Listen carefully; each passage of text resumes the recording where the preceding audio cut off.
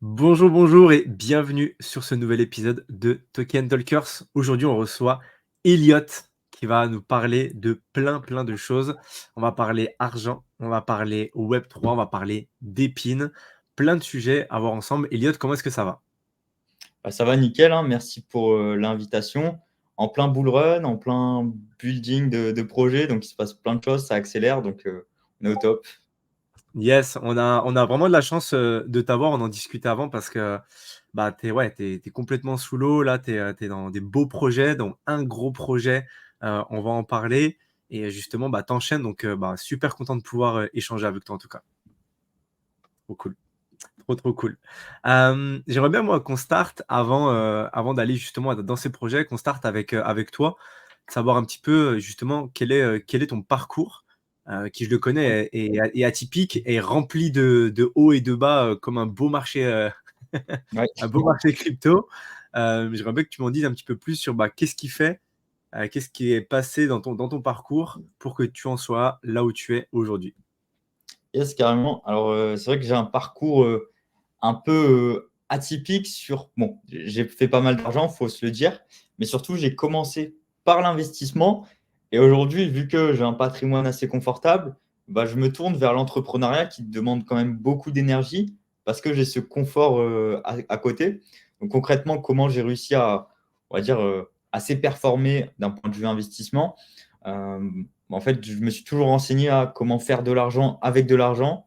Au début, pour te dire, je faisais des paris sportifs à l'étranger. Donc, je pariais hors argel pour avoir des meilleures cotes. Et puis, il y avait Asher qui faisait ça aussi de son côté. Et donc, je tombe sur des vidéos d'Asher qui commencent à switcher un petit peu sur la crypto. Je me rappelle, il avait fait peut-être une vidéo Ethereum à 7 dollars ou des trucs comme ça. À l'époque, j'étais encore mineur. Donc, voilà, je m'y intéressais. Puis, la crypto, tu t'y intéresses, tu repars, tu reviens. Et au final, à force d'être dans la crypto à fond, sans mettre d'argent, juste en faisant des faussettes ou des trucs comme ça à l'époque, eh bien, j'ai investi dès que j'avais un petit peu d'argent, donc notamment en 2019 quand j'étais en alternance. Donc voilà, je mettais, on va dire, 300, 400 euros par mois pour faire une stratégie assez classique SHAD. Donc, tu achètes des altcoins, tu fais un x2, tu revends la moitié, etc. Tu dupliques un petit peu. Et puis, arrive le crash Covid 2020. Et là, en fait, je me dis, OK, Elliot, c'est l'opportunité de ta vie. Tout, quitte à risquer tout, bah, risque tout, c'est pas grave, on verra bien. On voit Ethereum descendre sous les 100 dollars. Je prends toutes mes économies, donc j'avais 4000 euros, sachant que j'avais cumulé pas mal de travail à l'époque pour économiser tout ça. Donc c'est vraiment self-made 4000 euros, tu vois. Donc je fais all-in sur Ethereum. Donc en gros, j'en ai une quarantaine.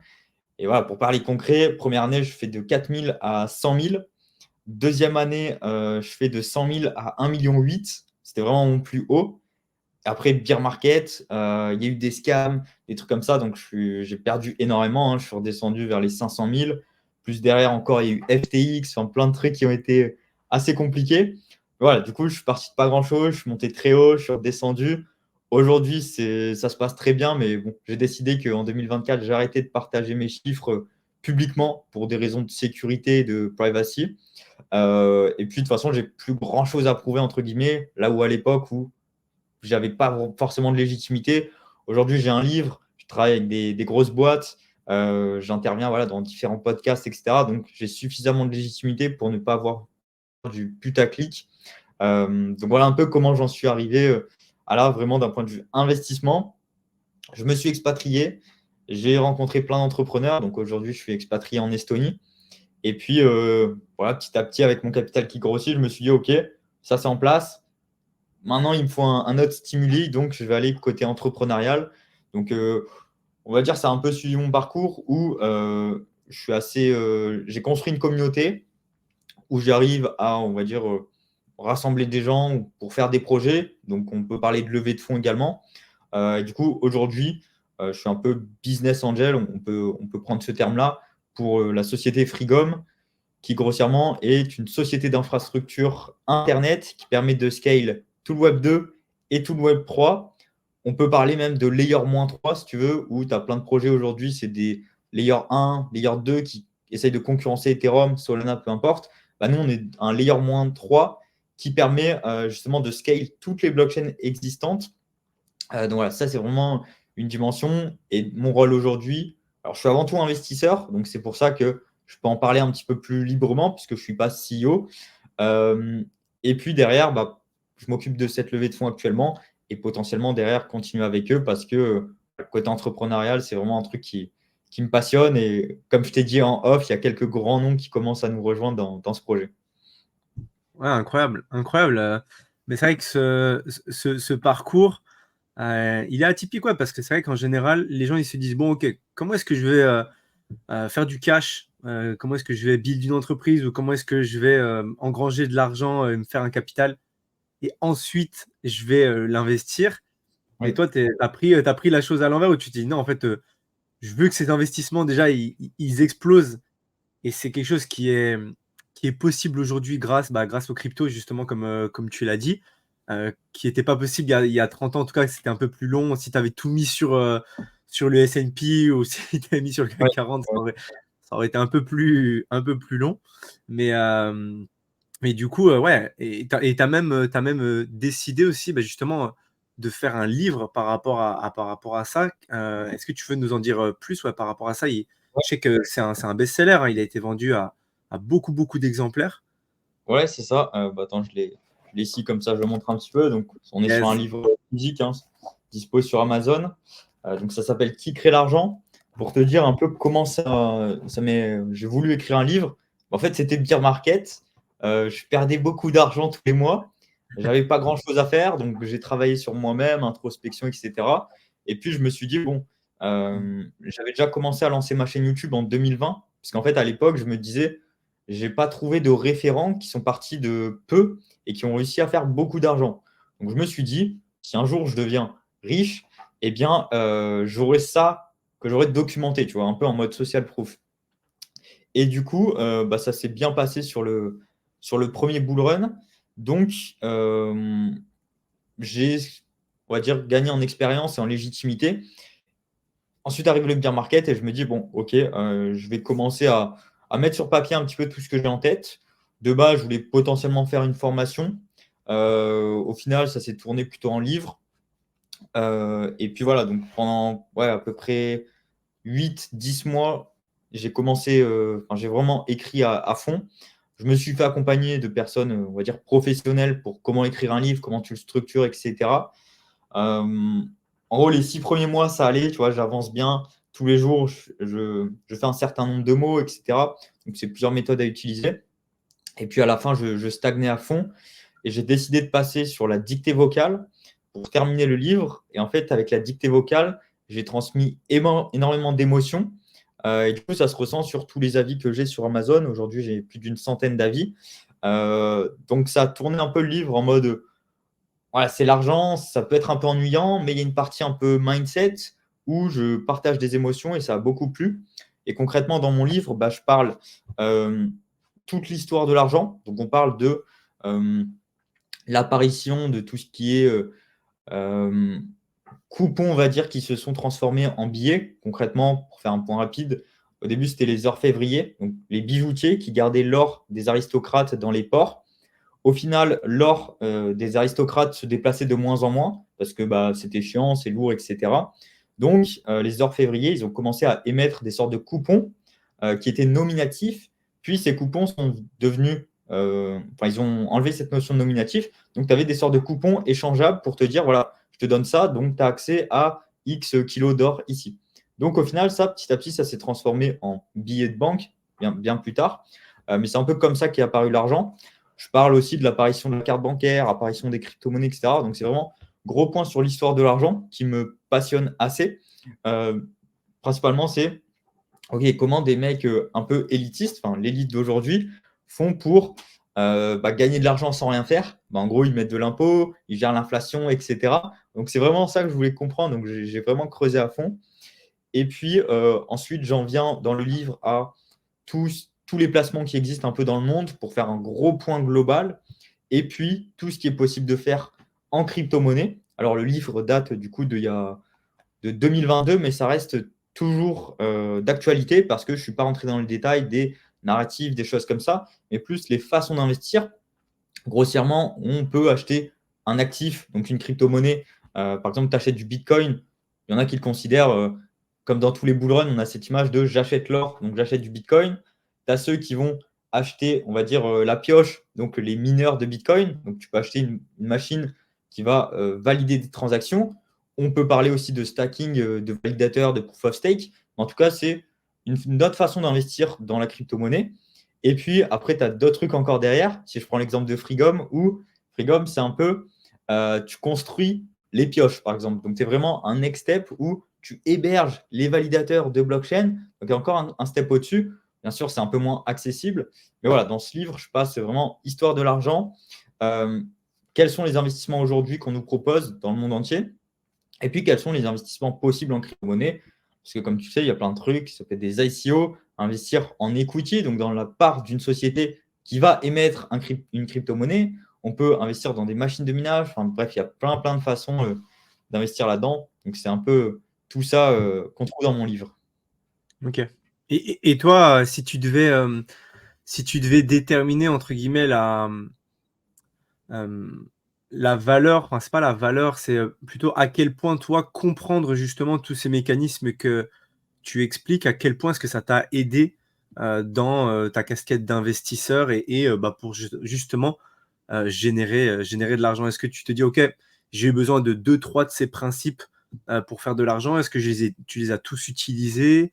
C'est quoi un petit peu, tu vois, à quel point est-ce que Ouais. toi, ça t'a aidé justement? Bah, si tu veux, tous les retours que j'ai de mon livre, parce que du coup, je parle de ma personne, comme voilà, je suis parti de pas grand-chose. Tu gagnes énormément, ta psychologie évolue, même d'un point de vue business où bah, j'ai perdu beaucoup d'argent en m'associant avec des mauvaises personnes, en faisant des mauvais choix. J'étais jeune, je suis encore jeune, naïf, et tu es un peu la proie quand tu as pas mal d'argent. Et du coup, ça permet de grandir assez vite. Mais on va dire le seul principe qui pour moi a toujours compté, et je l'ai vu du coup avec mes lecteurs, avec ma communauté qui me font beaucoup de retours, c'est vraiment la partie déclic et passage à l'action qui manque chez la plupart des personnes. Et c'est pas forcément de se dire il me faut la meilleure stratégie pour investir. Non. J'ai une personne de mon entourage qui a 14 ans, qui s'intéresse beaucoup au monde de la crypto-monnaie ou même d'autres secteurs, peu importe. Mais en fait, il va me demander des choses, je vais le conseiller entre guillemets, mais même s'il fait des trucs qui pour moi n'ont pas d'intérêt et il va perdre de l'argent, bah, je lui dis pas directement non, ne fais pas ça. Je lui dis bah, essaye, mais fais attention combien d'argent tu mets, etc. Parce qu'en fait, c'est justement le fait de se tromper, ça va te permettre d'évoluer. Et si on te dit voilà, c'est cette stratégie, fais ça, bah, en fait, si tu n'as pas appris à le faire et tu n'as pas pris de l'expérience pour prendre conscience que cette stratégie est importante, en fait, tu vas peut-être faire ça, puis ça et ça. Tu vas louper des trucs et tu vas faire des trucs de ton côté du style, tu vas combiner, ok, tu vas faire du DCA, mais c'est boring pour toi, donc tu vas faire du levier à côté. Le levier, tu vas te faire défoncer. Donc au final, ta stratégie DCA, elle est peut-être intéressante pour toi, mais comme tu perds 20% de ton capital Ouais. ici, tu sous-performes globalement. Donc au final, c'est vraiment tester et passer à l'action. Donc pour passer à l'action, il te faut un peu un déclic. Donc dans ce livre, bah, quand tu comprends l'écosystème de l'argent, l'inflation, comment est créé l'argent, comment l'élite s'enrichit, bah, tu dis, ah ouais, au final, je suis peut-être pris pour un con.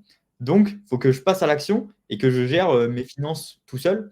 Donc, pour moi, c'est la seule dimension qu'il faut, c'est passer à l'action. Et je ne suis pas là à te partager des stratégies. J'ai une stratégie qui me convient où moi, là, je dois être à 80% crypto de mon patrimoine et 20% startup. Donc, c'est vraiment le profil complètement risqué. Pourquoi? Parce que j'ai aussi des rentrées d'argent conséquentes qui me permettent d'avoir ce profil d'investisseur. Mais ça ne correspond pas du tout à tout le monde. Donc, il faut agir. Et en agissant, bah, tu fais des erreurs, mais tu apprends sur ta personne comment tu veux investir long terme. Et du coup, tu évolues de cette façon. Donc, pour moi, c'est vraiment déclic, passage à l'action, tu essayes plein de choses et puis tu vas voir quelle stratégie peut s'adapter à ton profil, quoi. Ouais, c'est ultra intéressant. Je rebondis sur ce que tu dis, le passage à l'action, parce qu'en fait, tu parles aussi de profil et c'est vrai que les gens ne se rendent pas compte à quel point, en fait, on a chacun intrinsèquement un profil investisseur qui va être différent et comme tu dis, on va plus ou moins aimer le risque. Il y en a qui vont dire: «Bon, bah, OK, moi je veux 5 de mon patrimoine, qui est très risqué, 15% qui va être moyennement risqué et tout le reste, pas du tout risqué, très peu. Toi, à l'inverse, justement, bah, voilà, tu as 80% de ton patrimoine en crypto. C'est pas tout le monde qui a ça, encore plus. Enfin, si tu as 80% de ton patrimoine en crypto et que, entre guillemets, tu pèses 10K, c'est pas pareil que quand c'est des centaines de milliers. C'est encore une fois, comme tu dis, au niveau psychologie. Et c'est ça qui est intéressant, c'est qu'en fait, des façons de gagner de l'argent, des façons de s'enrichir, il y en a des milliers, peut-être même des millions. Et le fait de comprendre en fait déjà la base de tout ce qui est, bah voilà, en fait, c'est qu'est-ce que c'est l'argent, c'est quoi, comment ça fonctionne, et de voir un petit peu, de balayer toutes les façons qu'on a d'en gagner pour comprendre aussi la psycho, bah, ça va aider les gens. Et je te rejoins à 100% sur le fait de dire, dans tous les cas, même si tu veux investir 10 $ dans une crypto, parce qu'en fait tu sais pas trop, bah, vas-y, fais-le juste, et tu vas voir, et tu vas comprendre.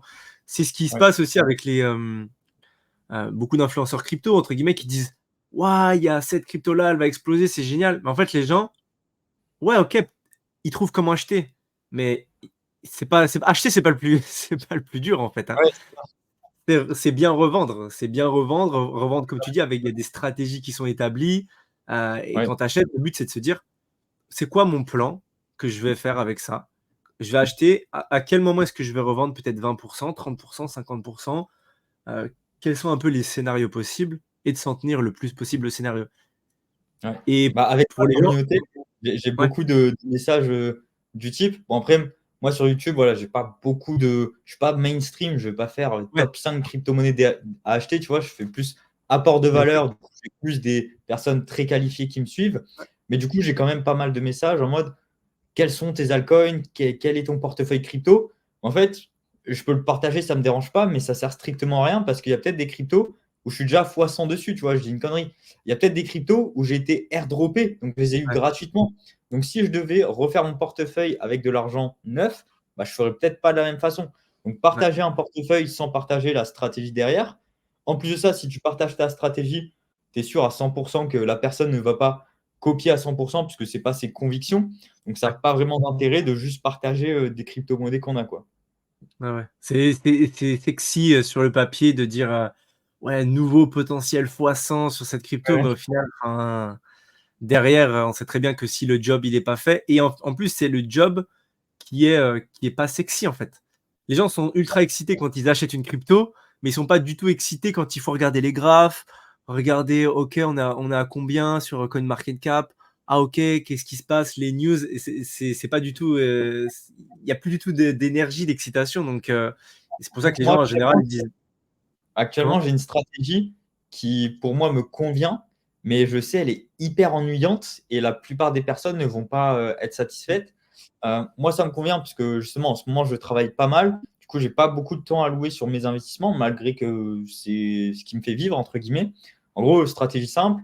Bon, disons que je suis quasiment exposé à 100% en crypto, j'ai pas d'USDT. Donc là, je vais te dire, j'ai peut-être 60% sur Ethereum, 30% sur Solana et 10% sur des alts. Bon, Solana, c'est un alt, mais bref. Par exemple, je sais pas, j'ai peut-être 2% sur le Dogecoin, ensuite 0,5% là, là, là, etc. Et du coup, ma stratégie, c'est simple, c'est que je mixte, on va dire, le ruissellement des capitaux. Donc d'abord Bitcoin, puis Ethereum, puis Altcoin. Donc là, je suis sur la phase plutôt au milieu où j'ai pas mal d'Ethereum. Je n'ai pas assez surfé Bitcoin, donc j'ai un peu sous-performé. On ne peut pas être au mieux partout. Ouais, J'estime que sur les prochaines semaines, prochains mois, bah, il va y avoir de plus en plus de capitaux dans les altcoins. Donc, pour l'instant, ma grosse poche d'Ethereum, je vais peut-être vendre 1% de mes Ethereum une fois tous les 10 jours. Et je vais me dire, OK, à l'instant T, quels sont les altcoins qui ont des points d'entrée intéressants. Ce n'est pas en mode, OK, cette crypto-monnaie, cette crypto, je veux absolument l'acheter. Par exemple, je crois que c'est ING, où ça fait peut-être 3-4 mois, je veux rentrer dessus. Mais dès que je vends mes Ethereum pour aller dessus, bah, en fait, je n'ai pas de point d'entrée. Le truc, il fait que monter. Bah, ce n'est pas grave, je ne vais pas courir après le train. Mais par contre, je vais rentrer sur des crypto-monnaies où il y a des points d'entrée intéressants. Dans tous les cas, si on est en gros bull run, il y a tout qui va monter. Juste, il faut avoir une stratégie de ne pas courir après le train, prendre des profits, sécuriser, et puis suivre aussi les narratifs. Je pense que c'est ça qui va être important sur la suite, quoi. ouais. Ouais, mais à 100%. C'est, voilà, c'est dans tous les cas pour toutes les personnes qui veulent rentrer sur ce marché, c'est se former, s'informer et sinon c'est juste du casino et puis voilà Ouais, quoi. Enfin, c'est la même chose que d'aller au blackjack c'est ça. ou de la machine à sous quoi. OK, OK, trop cool. Hem, du coup, j'aimerais qu'on aille quand même sur Freegum parce que je pense qu'il y a pas mal de choses à dire. Tu as déjà commencé de le pitcher un petit peu. Si tu peux, peut-être reprendre un petit peu un moment pour réexpliquer aux personnes, qui n'ont pas forcément, tout entendu et comme ça pour que tout le monde comprenne bien. Ouais. Bon, je vais essayer de faire court, parce qu'en gros, soit c'est hyper Prends ton light, temps, soit prends ton assez lourd. temps. Euh, En gros, Frigom ou même Frig aujourd'hui, d'un point de vue plus institutionnel, on va dire, c'est une société qui déploie une infrastructure physique décentralisée. Donc, on parle du narratif d'Epine, même si Frigom, ça, on va dire, ça existe et toute la recherche et développement, elle a été faite depuis 2019. Et c'est plutôt une boîte, une société Web 2, qui choisit de se déployer sur le Web 3 cette année. On est en bull run, il faut en profiter. C'est le narratif d'Epine, mais d'un point de vue même Web 2, bah ça existe déjà, entre guillemets. Enfin, c'est une infrastructure Internet. Aujourd'hui, pour faire simple, pour comprendre comment ça fonctionne Internet, c'est une transmission de données. Donc, transmission de données, c'est plutôt Web 2. Transaction crypto, c'est plutôt Web 3. Mais la finalité, c'est quoi? On envoie une donnée d'un point A à un point B. Aujourd'hui, ça passe par les serveurs comme Amazon Web Services ou Google. C'est des gros data centers. Et dès que tu fais une transmission de données, ça passe par leur infrastructure et puis ça transite, cette transmission de données transite. Ça utilise ce qu'on appelle le protocole TCP/IP, donc IP pour adresse IP, ça veut dire Internet Protocol, c'est l'infrastructure Internet d'aujourd'hui. Malheureusement, cette infrastructure TCP/IP, elle a été déployée en 1983. Donc ça a quand même 40 ans. Et à 40 ans, on n'avait pas la même utilisation d'Internet qu'on a aujourd'hui.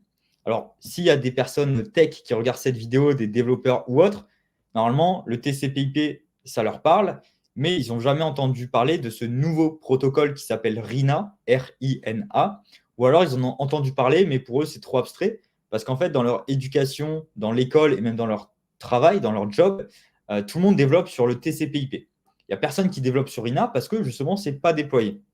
Mais du coup, pour eux, c'est vraiment abstrait. Et pourtant, RINA, ça a été créé par les fondateurs du TCP/IP. Donc, c'est vraiment les mecs qui ont créé l'infrastructure Internet qu'on utilise aujourd'hui, qui se sont dit, OK, euh, plus ça avance dans le temps, plus les personnes utilisent Internet, plus on a des choses lourdes, du streaming, des vidéos, des podcasts, des blockchains sur Internet, bah, plus le TCP/IP régresse et il y a certaines limites des limites structurelles. Je te prends un exemple concret. Tous les ans, on est obligé de passer de la 3G, 4G, 5G parce qu'on augmente le débit. Parce qu'en fait, Internet, bah, plus c'est lourd et plus ça régresse. Donc, on augmente le débit pour contrebalancer. Et d'un point de vue Web 3, on le ressent. Bah, plus il y a de l'adoption des blockchains, plus ça coûte cher et plus c'est congestionné, donc c'est lent. Donc, on a vraiment des structurations Internet internes. Moi, je ne les connaissais pas à l'époque, mais comme j'ai décidé de racheter un pourcentage de la boîte, bah, j'ai dû me creuser à fond dans le sujet. Et c'est pour ça qu'aujourd'hui, je suis expert, on va dire, d'Épine. J'ai lancé un média crypto d'Épine France. Je co-organise le premier événement d'Épine en Europe. Enfin, bref, je me suis spécialisé là-dessus. Et maintenant, aujourd'hui, je peux parler tech, même si à l'époque, j'étais plutôt investisseur côté financier. Donc voilà, il faut comprendre qu'il y a des limites de la structure Internet aujourd'hui. Et Frigom, du coup, utilise ce nouveau protocole Internet qui s'appelle RINA. Alors, quand je dis nouveau, le TCP/IP, c'était en 1980. RINA, c'est en 2008. Donc, ça date un petit peu, mais il faut du temps de développement pour que ça soit au point. Donc, Frigom utilise ce protocole RINA. Et pour le déployer, on va dire, soit tu fais comme Amazon, Google, donc tu crées des gros data centers donc qui coûtent beaucoup d'argent et surtout, bah, c'est de la concurrence à Amazon direct, donc ils vont te manger. Ou alors, soit tu décides, OK, bah, au lieu de faire des gros data centers, on va déployer ce protocole. Alors, quand je dis protocole, ce n'est pas vraiment protocole comme en crypto où c'est plutôt des DApp. Voilà, on va parler de protocole ou infrastructure Internet. On est vraiment sur des layers -3, des sous-couches de sous-couches. ce qu'on appelle de la deep tech, Freegom décide de le déployer dans un petit boîtier, donc un petit serveur, de façon décentralisée. Donc, en plus d'accélérer Internet, de le faire coûter moins cher, il va être décentralisé. Ça s'autofinance et ça permet une décentralisation des transmissions de données. Donc, tu augmentes aussi l'efficience comme tu as de la proximité sur ces transmissions de données. Donc ça, c'est à peu près le projet global de Freegom. Concrètement, pour parler Web3, donc blockchain, toutes les blockchains en proof of stake existantes vont en profiter. On ne parle pas d'un layer 1, on ne parle pas d'un layer 2, on parle vraiment d'un layer -3. Concrètement, tu as les blockchains, donc 0, 1, 2, 3 en layer. Tout ça, c'est le Web3. En dessous, tu as le Web2. Et en dessous, on va dire, tu as le TCP/IP, l'infrastructure Internet, et RINA, donc Freegom, entre guillemets. Donc, on parle vraiment d'un layer -3 qui permet de scale tout ça. Freegom ne remplace pas le TCP/IP. En fait, Freegom, grâce à RINA, va encapsuler le TCP/IP pour le faire transiter plus vite et moins cher. Donc, le but, ce n'est pas de dire on va remplacer Amazon, on va remplacer les grosses infrastructures, c'est plutôt on va bosser ensemble. Comme en crypto-monnaie sur la blockchain Ethereum, tu peux avoir des W Bitcoin, c'est des vrais Bitcoin, c'est le même principe. En fait, tu encapsules le TCP/IP et tu fais le transiter plus vite. Donc concrètement, sur toutes les blockchains en proof of stake, tu vas payer beaucoup moins cher. Ça sert à rien de donner des chiffres comme ça, mais on parle des réductions de moins 30, 50, voire plus en termes de pourcentage sur le frais de transaction on-chain. Là, on l'a vu il y a quelques jours, il y a eu une mise à jour Ethereum pour les Layer 2 qui payent beaucoup moins de frais de transaction. C'est le même principe, mais en gros, ça va être automatique et l'utilisateur final ne va même pas s'en rendre compte et ne va même pas décider s'il passe sur RINA ou TCP/IP. Enfin, c'est automatique. Un exemple concret, aujourd'hui, si tu es en 5G sur ton téléphone, tu te connectes à Google. Si jamais tu n'as pas d'accès Internet, ton téléphone va rétrograder en 4G. Il va chercher un autre accès avec un débit moins fort, entre guillemets. Voilà, c'est le même principe. Si RINA est déployé dans ta zone géographique, en fait, ta transmission de données ou transaction crypto va choisir le chemin le plus efficient, donc le plus rapide et le moins cher. Donc, c'est le même principe où toutes les transactions qui vont passer par l'infrastructure Freegom, donc la limite, j'ai envie de dire, c'est que géographiquement, il faut que ça soit déployé. Donc, ça va prendre un petit peu de temps pour que ça couvre l'ensemble du globe, mais dans un premier temps, là, ça va être les États-Unis dès cette année, potentiellement un petit peu en France. Voilà, c'est vraiment l'objectif de scaler tout Internet. On scale aussi le Web3, donc les blockchains, sur le proof of stake, également sur du proof of work. Pour rentrer un petit peu plus dans les détails techniques, sur le proof of stake, comment ça fonctionne? En fait, Freegom est hébergeur de validateurs. Donc aujourd'hui, si tu stacks sur Lido Finance en décentralisé tes Ethereum, Lido, en fait, ils passent par un autre B2B intermédiaire d'Amazon. Par exemple, il y a Kiln.com, je crois. En gros, c'est un peu le mec qui va centraliser tous les validateurs. Donc, Lido, il stake sur Kiln et Kiln, ils ont besoin de serveurs, vu que c'est du proof of stake. Donc, ils vont aller sur Amazon Web Services, qui sont les plus gros serveurs, donc les moins chers. Aujourd'hui, en tant que particulier, si tu stakes sur Lido, tu vas gagner 3-4% par an sur tes Ethereum. Si Lido décide de venir sur notre infrastructure, donc en fonction de la zone géographique déployée à quel instant, l'utilisateur final va peut-être gagner 4, 5, voire 6% par an. Parce que concrètement, grâce à RINA, RINA, tu as le trilemme des blockchains, ça résout les trois en gros. Beaucoup plus de sécurité parce qu'en fait, ton adresse IP n'est pas au grand public, elle est, on va dire, encapsulée. Donc, ça permet d'enlever tous les firewalls, il n'y a plus besoin de firewall. La partie décentralisée, c'est sur le déploiement des serveurs où on aurait pu faire des gros serveurs, mais là, d'un point de vue économique, clairement, la décentralisation, c'est beaucoup mieux. Et d'un point de vue scalabilité, c'est moins cher et c'est plus rapide. Et concrètement, pourquoi c'est plus rapide? Donc, sur du proof of stake, c'est au lieu que Lido valide, par exemple, 10 nœuds par jour, on s'en fout sur les chiffres, ils vont peut-être en valider 12. Donc, à la fin de l'année, ça va faire un petit pourcentage supplémentaire. Pareil sur Bitcoin. Alors, sur Bitcoin, donc du proof of work, c'est un petit peu différent, mais le principe, c'est le même. On a RINA, on a des algos qui optimisent tout ça. Comment tu l'implémentes dans du proof of work? Il faut de la puissance de calcul. je ne vais pas rentrer dans les détails, mais bref, ils ont développé quelque chose qui fournit de la puissance de calcul. Et concrètement, ça va permettre d'accélérer d'une certaine façon la blockchain Bitcoin. Alors bien sûr, on ne parle pas d'accélérer les blocs, ou ça, c'est pas possible. Mais par contre, la transmission de données entre les blocs, oui. Concrètement, quand un mineur, c'est le même principe que Proof of Stake, mais sur Bitcoin, on comprend mieux. Quand un mineur découvre la solution d'un bloc, il va dire au réseau, les gars, j'ai trouvé la combinaison, regardez, validez-la moi, et puis on passe au bloc suivant. Eh bien, ça, c'est une transmission de données. Et sur ce délai de transmission de données, comme ça passe par le TCP/IP, eh bien, ça prend quand même un petit peu de temps. Donc, avec Rina, tu réduis cette latence de transmission de données et sur chaque bloc, on va peut-être gagner 5, 10, 15 secondes, mais à la fin de la journée, bah, potentiellement, tu as validé plus de blocs. Donc, tu as réduit la congestion, tu as réduit les frais puisque les gens attendent moins, donc ont moins besoin de payer. Donc, tu as participé à accélérer la blockchain Bitcoin et à payer moins. Sur le proof of stake, c'est un peu le même système.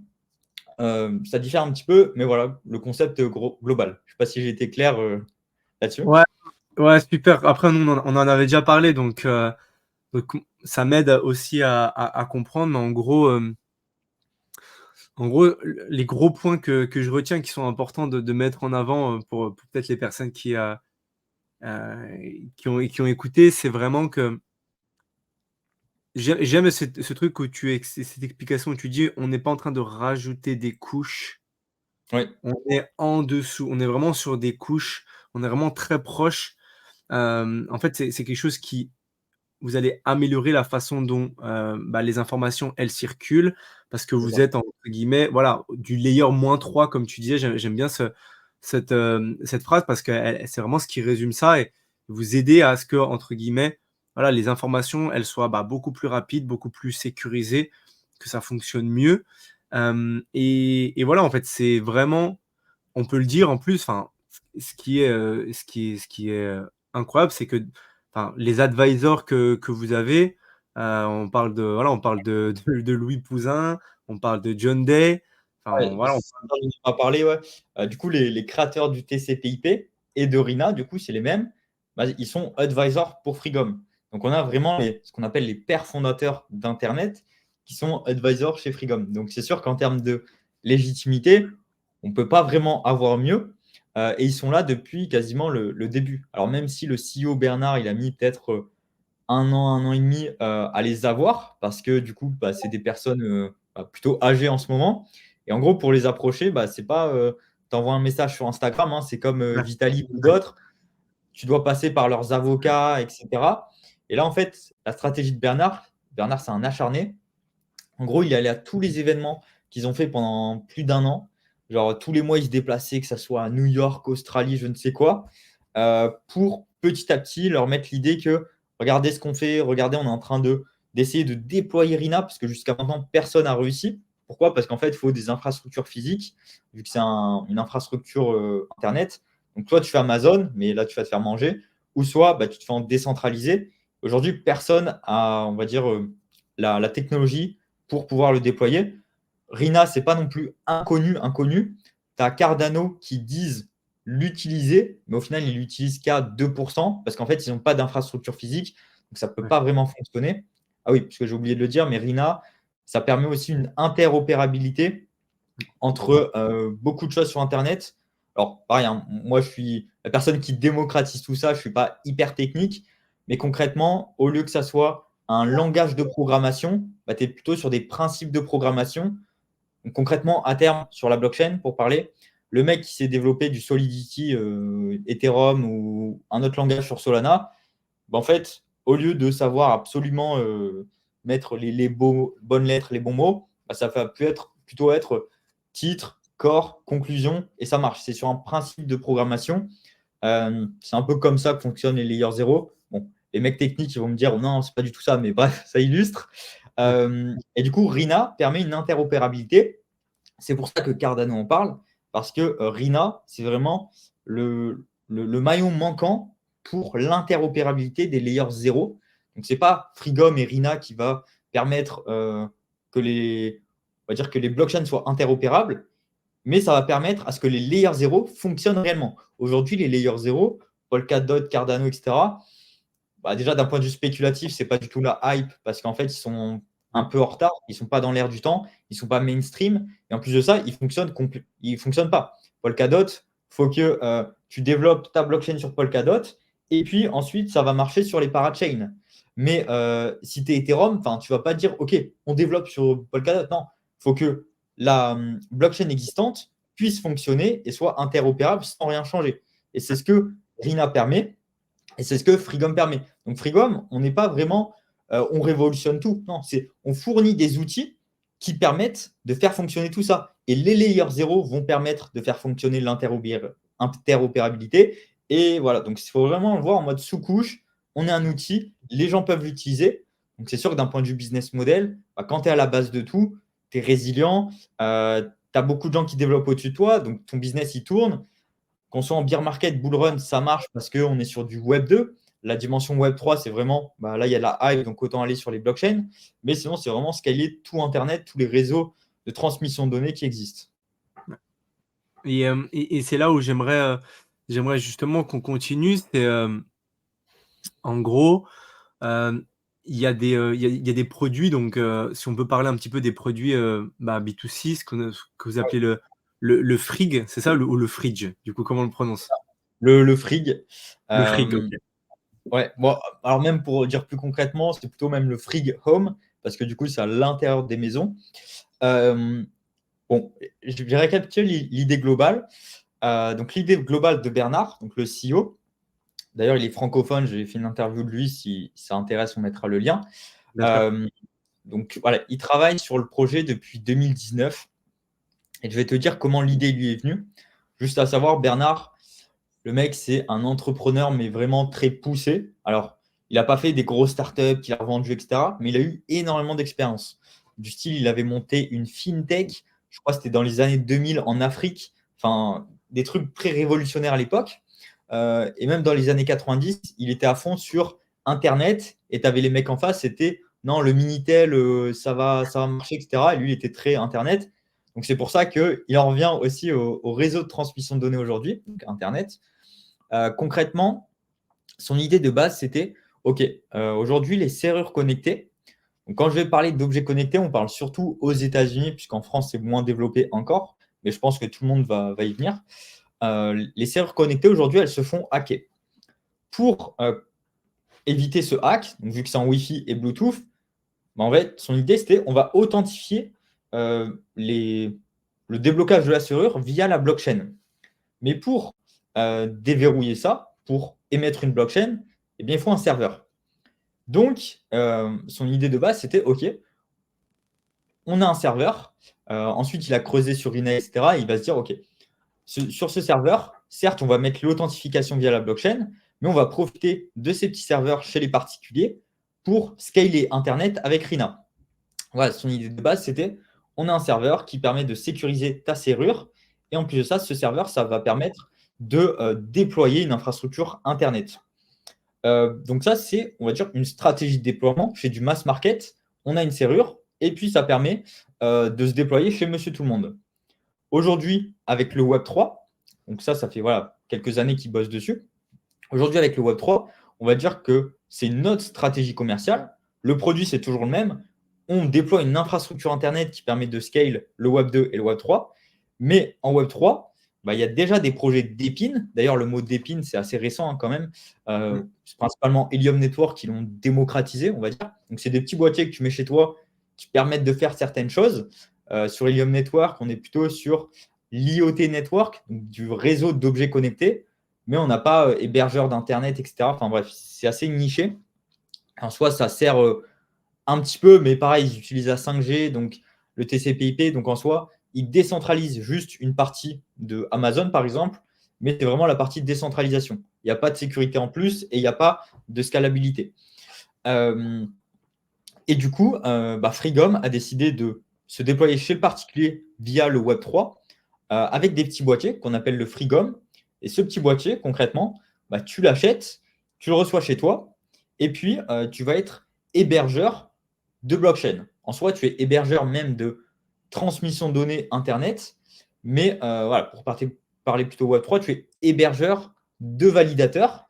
Donc, c'est-à-dire que tu vas avoir Lido Finance qui vont se décentraliser et venir sur les petits serveurs, valider des transactions. Et toi, tu vas prendre un petit frais parce qu'en fait, Lido Finance, s'ils viennent sur l'infrastructure Frigom, le particulier va gagner plus en pourcentage sur ses Ethereum.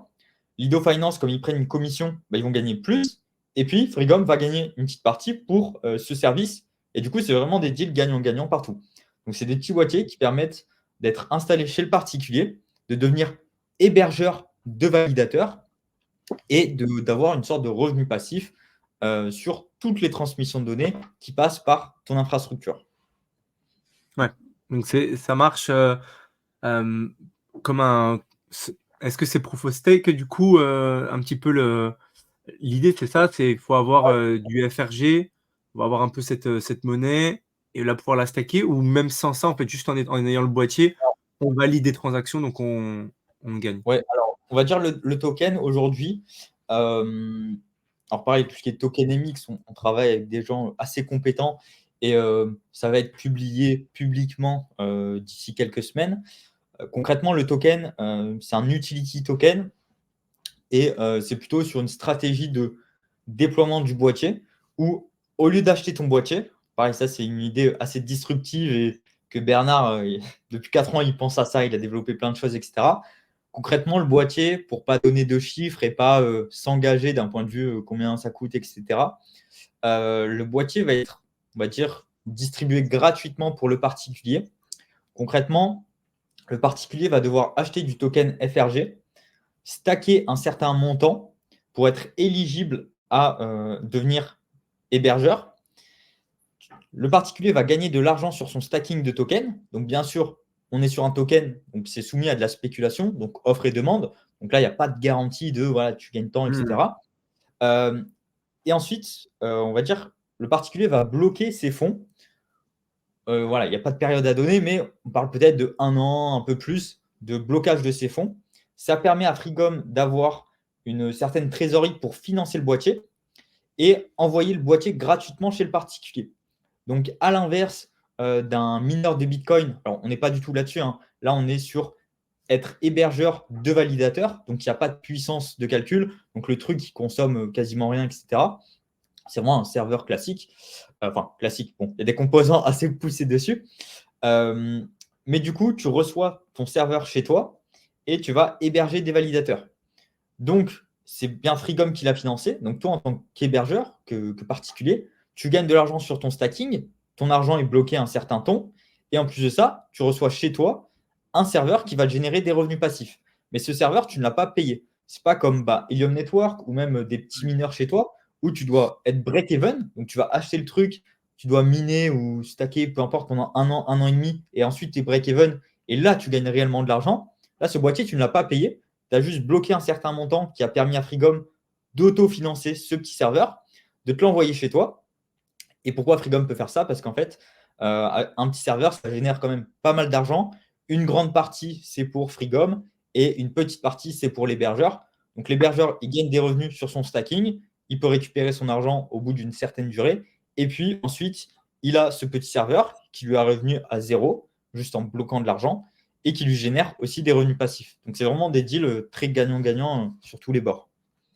Ah, et ouais, puis tu as vraiment cette notion de entre guillemets plug and play, c'est très facile, il n'y a pas besoin de les mettre, de les Ouais. refroidir, de les mettre dans une pièce spéciale, et Ouais. cetera, mettre des ventilos, enfin voilà, Ouais, c'est très facile. Tu le branches.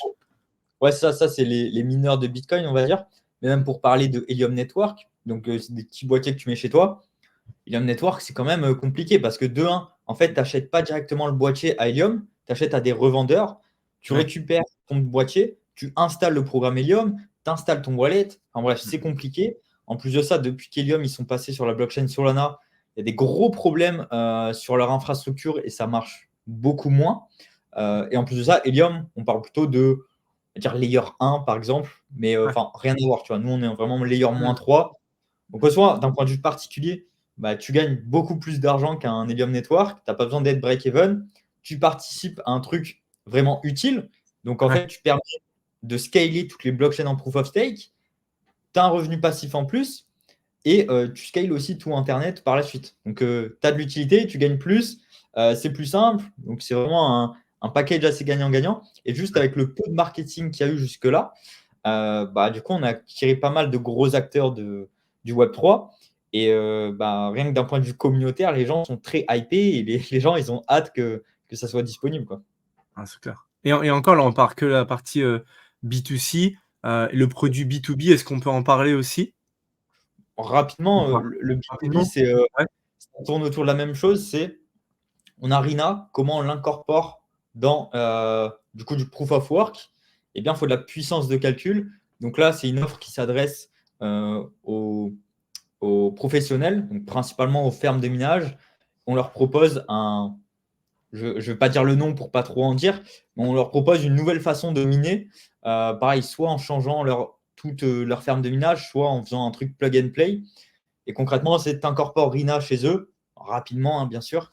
Et puis, ça leur permet de consommer beaucoup moins et voire de miner un petit peu plus. Donc, au final, c'est un truc très rentable pour eux.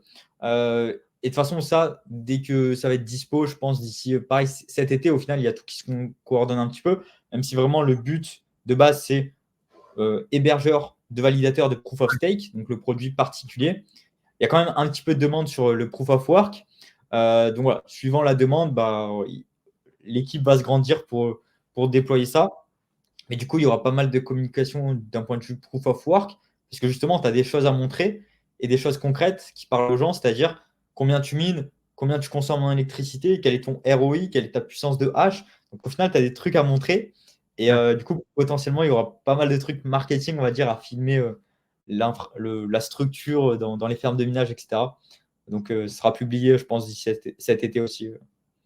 En tout cas, ouais, ça avance vraiment très, très vite parce qu'on on en a parlé ensemble, peut-être il y a 2 mois, quelque chose comme ça. Ouais, c'est ça. Et il y avait que le premier, il y a que le produit B2C en tout cas, que moi j'avais vu. Là, je vois ce produit, voilà, B2B qui a l'air d'être juste incroyable aussi. Donc, on voit qu'en tout cas, il y a vraiment cette hype qui est en train de monter, à la fois du côté de l'équipe, donc, de vous, et aussi comme il y a des personnes de l'extérieur, des advisors bien connus et super compétents qui vous rejoignent. Je pense que les réunions doivent être bien, ça doit partir dans tous les sens et il y a plein d'idées qui peuvent se build. Et en Ouais. gros, quels sont un peu les next steps du coup pour vous, enfin pour vous, pour Frigom, je sais que vous êtes Frigom, il est en levée de fonds. C'est quoi un petit peu les next steps? Voilà, du coup, moi, je m'occupe de la levée de fonds, donc à pitcher un petit peu à droite à gauche. Aussi, l'important, c'est d'avoir une levée de fonds aussi avec des petits investisseurs qui permettent que chacun ajoute un peu sa patte à l'édifice. Par exemple, sur ma chaîne Crypto d'Épine France, en fait, il y a 2 actionnaires de Frigom qui font aussi des vidéos avec moi. Donc, ça permet de chacun contribuer à une boîte où tu es actionnaire, où tu as des pourcentages. Euh, Ouais, le but, c'est de faire rentrer des acteurs aussi qui vont favoriser le développement de la boîte. Donc ça, c'est vraiment le next step. Et là, comme je t'ai dit, dans 10 jours, on va sur Paris, il y a Paris Blockchain Week. Pareil, là, on va pitcher sur des side events, etc. Il y a un mois, on était à NFT Paris, on avait un petit stand de side event. Donc, il se passe beaucoup de choses. Beaucoup d'acteurs nous découvrent. Et pour l'instant, j'ai envie de dire, tu as vraiment zéro budget marketing. On va dire le Ouais, seul budget marketing, mais qui coûte zéro, du coup, c'est moi qui ouais. en parle un petit peu à droite à gauche. Mais là, dès que la levée de fonds est clôturée d'ici quelques semaines, là, le marketing, ça va commencer à lancer. Donc, Twitter, etc., il y a la hype qui va monter assez forte. Surtout que en crypto, tu parles d'un petit boîtier stylé avec des petites lumières. Hmm. Les gens, ils sont directement intrigués, puisqu'en crypto, on est tout le temps c'est des chiffres sur un ordinateur. Donc, si tu as Ouais, un truc concret chez toi, tu dis, ah ouais, c'est pas un scam, tu vois. ouais, Tu dis, 100%. ah, il y a vraiment un truc. Donc, au final, la hype est vraiment facile à monter. C'est pour ça que le narratif d'Épine aussi, ça parle un peu à tout le monde. Même si d'Épine, le mot infrastructure, physique, décentralisé, tu comprends pas. Tu dis aux gens, j'ai un petit boîtier, je le mets chez moi, et ça sert à quelque chose. Les gens, ils tiltent un peu plus et ils comprennent. Donc, voilà, c'est vraiment là le next step. Ensuite, moi, je continue, on va dire, d'un point de vue partenariat médiatique où je me rends sur pas mal d'événements voilà, pour trouver des partenaires, trouver des choses à faire. le but de Freegum, c'est qu'une fois que tu as ton infrastructure, eh bien, ça ne sert à rien de vouloir tout déployer. Il y a des acteurs qui sont très bons là-dedans, donc autant les faire venir sur ton infra. Donc le but, voilà, c'est de faire connaître le projet, de faire des partenariats à droite à gauche. Donc ça, moi, en tout cas, c'est mon next step. Et puis côté Freegum, c'est le déploiement de ces petits boîtiers qui devrait se faire à peu près cet été, suivant les conditions de marché. Et puis, une fois que l'infrastructure est lancée, voilà, il y a beaucoup de choses à faire où je ne peux pas forcément trop en dire sur le next Ouais. step, mais il faut juste se dire en tête, tu as une infrastructure qui permet de faire de la transmission de données. Qu'est-ce que tu peux faire? Alors, je peux dire des choses que Bernard a dit dans le podcast.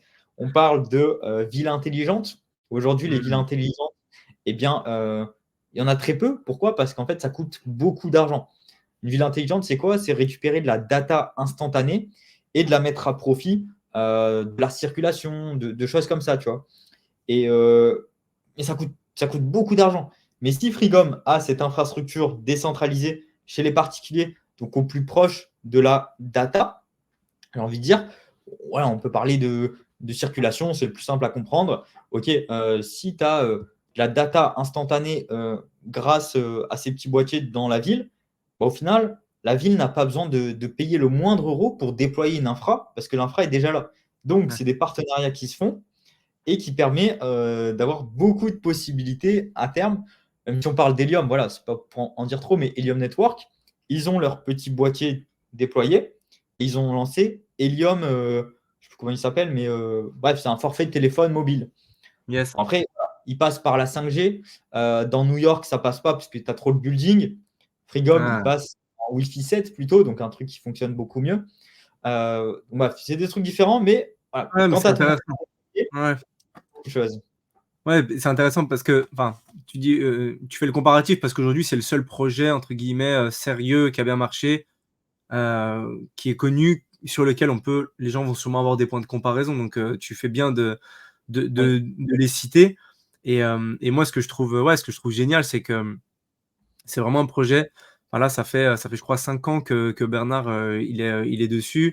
C'est vraiment un passionné de technologie. Il a même fait il a obtenu un brevet pour justement, l'aspect, aussi, serrure intelligente couplée à un serveur.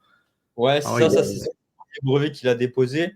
Et après, en fait, dans la tech, justement, c'est pour ça qu'aujourd'hui, il n'y a pas grand-chose sur Internet. Parce que tant que la partie R&D est en construction, en fait, tu n'as pas intérêt à le déployer au public. Et aujourd'hui, tout ce qui est déployé, pareil, c'est pour ça que je fais attention, c'est que des brevets ont été déposés, mmh. euh, la concurrence a été checkée, etc. Donc voilà, il faut se déployer petit à petit. Je t'ai donné Mmh. des pistes sur ce qui peut se Ouais, faire bien sûr. après. Ouais, bien Mais sûr. c'est quelque chose de très, très big qui peut révolutionner clairement l'utilisation d'Internet. Donc, ça touche quasiment tout le monde, quoi. Ouais.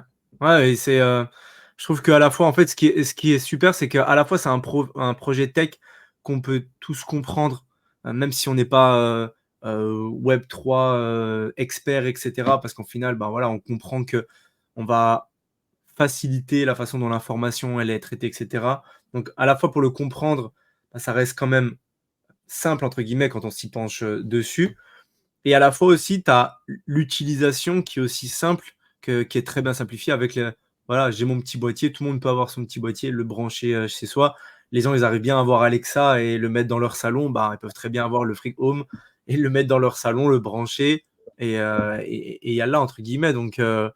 Après, pour c'est comparer avec Alexa, où ouais, justement, Alexa, c'est Web 2, et bon, il y a pas mal de questionnements sur tes datas, tes données personnelles.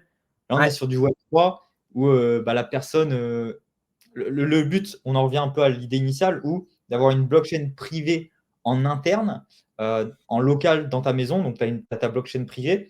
En fait, toutes tes datas sont sur ta propre blockchain, Ouais. donc ce qui permet de maîtriser vraiment là-dessus. Je parlais de villes connectées pour avoir de la data instantanée, mais ce n'est pas de la data personnelle, c'est de la data environnementale qui ne sont pas tes données personnelles. Donc là-dessus, c'est vraiment, tu es détenteur à 100% et même de ta propre blockchain à peu près de tes données. Donc c'est vraiment un truc très, très interne et très sécurisé, quoi. Ouais, ça reste un projet, c'est important de le dire, comme tu dis, c'est décentralisé et Oui, tu as tous les avantages de la décentralisation, à savoir, bah, voilà, tout ce qui est data, les données, elles sont sécurisées, Il n'y a pas de problème. Alexa, on ne sait pas trop Ouais, ce qu'elle écoute, ce qu'elle écoute pas au final. ouais, c'est ça, c'est ça. Trop bien. Bah, écoute, super. Franchement, on a fait un bon tour. C'était super bien. Je voulais vraiment qu'on parle aussi de ce projet qui moi, je trouve est incroyable. Un petit mot de la fin, sur lequel soit tu veux revenir ou quelque chose que tu veux ajouter, ou ça peut être un mantra, quelque chose qui, toi, t'a aidé dans ta vie perso ou d'investisseur, un truc peut-être rien à voir avec tout ce dont on a parlé, pour terminer sur cet épisode. Ouais, carrément. Bah, moi, j'aimerais parler un petit peu du Dépine. Donc le narratif. Donc, le narratif, c'est une industrie en crypto-monnaie. Ces 2 dernières années, on a vu l'intelligence artificielle exploser d'un point de vue société, d'un point de vue crypto. Je rappelle que la crypto, c'est purement spéculatif et il y a beaucoup de personnes qui pensent encore que détenir une crypto, tu détiens un bout de la société, mais c'est pas Hmm. vrai. Donc, faites attention sur le point de vue spéculatif. Mais bref, on a vu l'utilisation de l'IA plus les boîtes d'un point de vue spéculatif exploser sur l'IA. Aujourd'hui, on arrive un peu à une limite de, OK, aujourd'hui, l'IA, pour que ça continue à se déployer, à se développer, ça nécessite beaucoup de puissance. Et cette puissance de calcul, bah, par les infrastructures aujourd'hui, par exemple Amazon Web Services, les trucs comme ça, il y a une certaine limite parce que ça stagne, on ne peut pas aller plus haut. Donc, ça passe par le narratif d'Épine, à aller piocher de façon décentralisée de la puissance pour favoriser l'expansion de l'IA. Donc, quand je parle de Tépine, grossièrement, il y a 2 grosses branches, vraiment pour illustrer très simplement. On va dire que tu as des petits boîtiers que tu mets chez toi et tu as tout ce qui est GPU décentralisé où tu as des boîtes qui vont te dire, OK, Intel, tu as besoin de puissance pour développer ton IA. Bah tiens, on te propose via notre intermédiaire d'aller chercher chez ce particulier de la puissance de calcul qu'il n'utilise pas. C'est pour ça qu'en Épine, on a des applications, des trucs comme ça où on met à disposition notre bande Hmm. passante, notre puissance de calcul, etc., pour leur fournir à eux. Voilà, il y a des petits boîtiers ou bien soit des GPU décentralisés. Et du coup, c'est vraiment cette dimension-là qu'il faut comprendre, c'est l'IA a explosé. Le Dépine, pour moi, est quand même sous-évalué aujourd'hui. Donc, je pense qu'il y a vraiment un pari à jouer là-dessus. Donc, d'un point de vue spéculatif ou peu importe. Mais pour que l'IA continue à se déployer, si on pense que l'IA va continuer, bah, il y a vraiment une nécessité sur le Dépine. Donc, vraiment, je pense qu'il ne faut pas louper ce narratif sur les prochains mois, les prochaines années. Ouais, c'est quelque chose qui va permettre, ben, ouais, d'encore plus faire grandir ça, encore plus aider à se développer, bah, toutes ces techs pour que ça soit, que ça la plus saine possible et qu'elle fonctionne du mieux possible. Donc, pour tous les gens qui aiment la tech, en tout cas, vous êtes au Oui, bon endroit. c'est ça. Bon, bah, trop bien, trop, trop bien. Et ben, écoute, en tout cas, merci beaucoup, Elliot, franchement, pour toute la valeur, pour tout ce que tu as partagé avec les auditeurs. C'est vraiment top. Yes. Et vraiment, ouais, vraiment cool. Super vibe. Et on a hâte, en tout cas, on va bien suivre le projet. On va mettre tous les liens en description pour que les gens puissent voir ça. Super. Merci Trop pour cool. l'invitation. Et ben avec grand plaisir. À très bientôt. Ciao, ciao. Allez, ciao.